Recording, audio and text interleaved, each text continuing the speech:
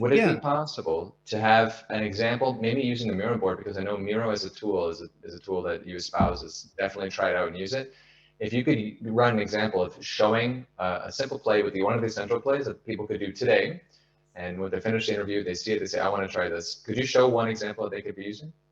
yeah. So Central play? sure, give me a problem or two or three. Well, let's think of a good one. Like we're trying to figure out, and we're doing a diagnosis, and we want to have a diagnosis of our company to see where we're at in the sense of like, are our employees happy? What should we be measuring at our company that are important for us right now? So how do we figure out the employee health? Are they happy with work? What can we do better? And think about maybe as a survey, thinking about what should I ask in this survey?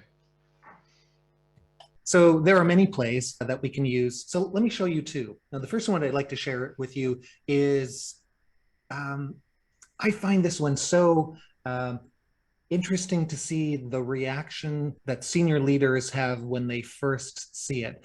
And that is to simply show a collection of emotions listed on a wheel. And there's, again, many frameworks for this. We have a few, and then have people post what they're actually feeling by using sticky notes. So it's direct, it's electric, it's to the point, it's scary at first, but then it opens up the conversation in ways that you just can't get to quickly in other ways.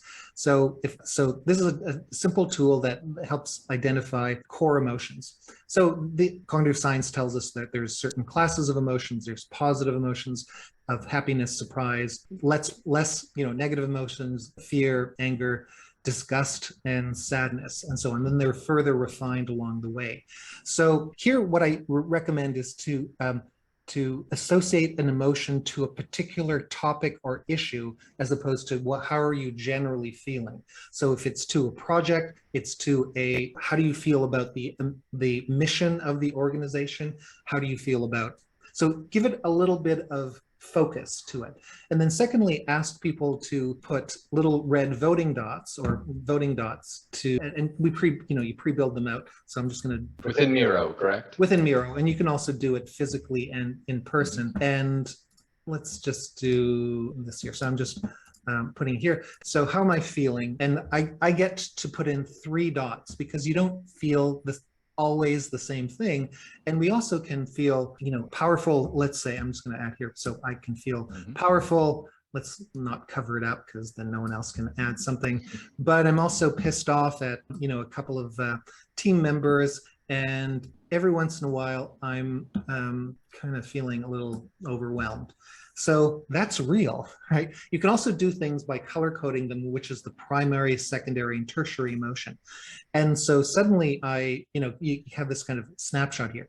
The really important key thing to do is you instruct people to make their choices first before they see other people's votes. And the reason is that our attention will just go to the lone sheep. Our attention will just go to these little red dots. And then we go, am I feeling this? And then, so they become anchors. So you have to get rid of that first to say, make your choices. Don't change your choice during the voting process. And then what happens is you get, a whole range of emotions that are listed here.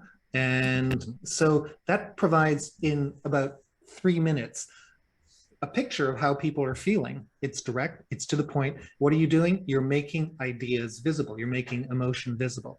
And so with these, and this play in particular, there is a awkwardness that happens at the very beginning because you never do this, and we tend to couch our emotions through words, of course. But here, when we actually put a placement on physically, it has a different kind of weight or gravitas.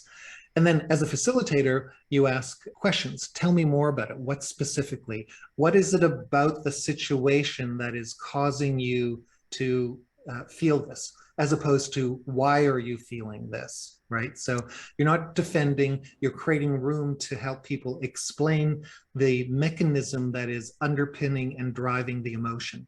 So this completely changes the conversation. So not all folks are necessarily skilled in navigating this, because if you have a lot of negative emotion, it's like, whoa, it's a lot of blame and shame to deal with. But if you don't expose it, then nothing will change. Okay, that's And when one. you, But expanding on that, because I think is very, very interesting, especially before you do like a group meeting or there's a topic coming up. And you made a good point, people would feel uncomfortable if there's a lot of negative, but I think it's very important. You have to deal with that. So my question to you is, when you said the people, is this the participants, so then would be directed this question, or or is it more, can someone volunteer and say, here's why I'm feeling the way I'm feeling, or does everybody have to answer, or how would you do that?